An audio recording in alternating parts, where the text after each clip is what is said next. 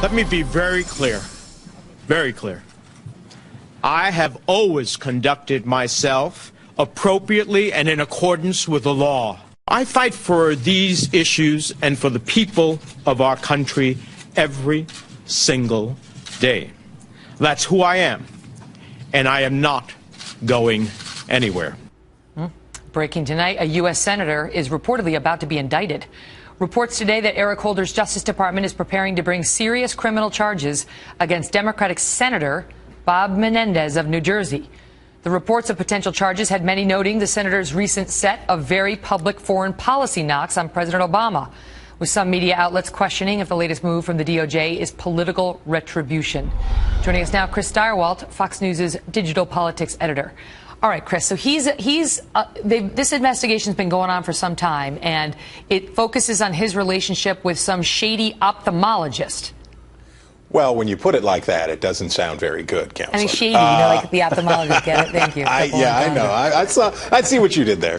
The underlying scandal or the underlying controversy involves a longtime friend and big-time donor of his who was at one time the largest single biller to Medicare in the nation, some $22 million, I believe, in 2012, and a guy who was putting it through big time on these eye surgery outpatient centers down in Florida. Mm-hmm. And he was a super patron of Menendez's. And last year, we were watching this very closely, waiting to see what was going to happen, and then nothing happened. And so in large part we assumed that they had not been able to make the case and moved on. Lo and behold, we see the report today, first at CNN and then elsewhere, that the Justice Department was getting ready to drop this on him, and he as much as confirmed it by going out and giving that very, very terse and very angry statement today.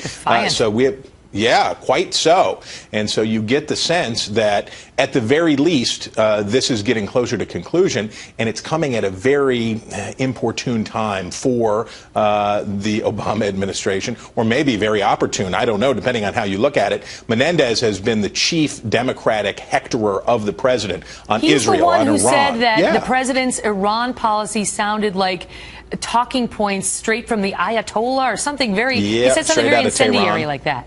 Yeah, and he has been right after the president on Cuba and right after the president on Israel and on, because he is a Clinton Democrat. He was Hillary Clinton's co-chairman in 2008, an early Senate endorser, a longtime ally of her and her husband's, and he is hawkish, much more hawkish on foreign policy than President Obama. Reportedly the statute of limitations is about to expire on these charges, so they may have to bring them, may have nothing to do with Iran policy.